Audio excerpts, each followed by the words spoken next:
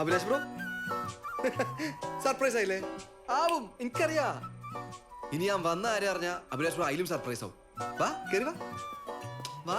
പുറത്ത് ഭയങ്കര ചെയ്യാൻ പറ്റിയ ശല്യം, അതുകൊണ്ട് ഇറയത്ത് മാത്രം ലൈറ്റ് ഇട്ട് ഞങ്ങൾ അകത്തിരിക്കായിരുന്നു. വാതിൽ തുറക്കുമ്പോ അകത്ത് ലൈറ്റ് ഇല്ലെങ്കിലേ ഈ ചിലപ്പോ ബോധം കിട്ടുമെന്ന് ഞാൻ പറഞ്ഞേന്. അതും പറഞ്ഞു. അഭിലാഷ് ബ്രോ നോക്കിക്കണ്ടിരിക്കി, സ്വന്തം വീടല്ലേ.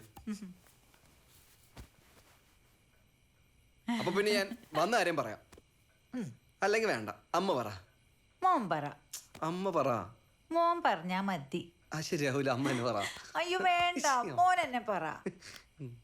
എന്നാ ശരി, ഞാൻ തന്നെ പറയാം. നിക്ക് നിക്ക്, ഞാനും.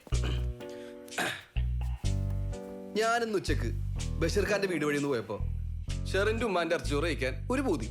ഒന്നും നോക്കില്ല, വിളിച്ചു പറഞ്ഞ് നേരെ ചെന്ന്. ഇറച്ചിച്ചോറ് ആസ് യൂഷ്വൽ പൊളി.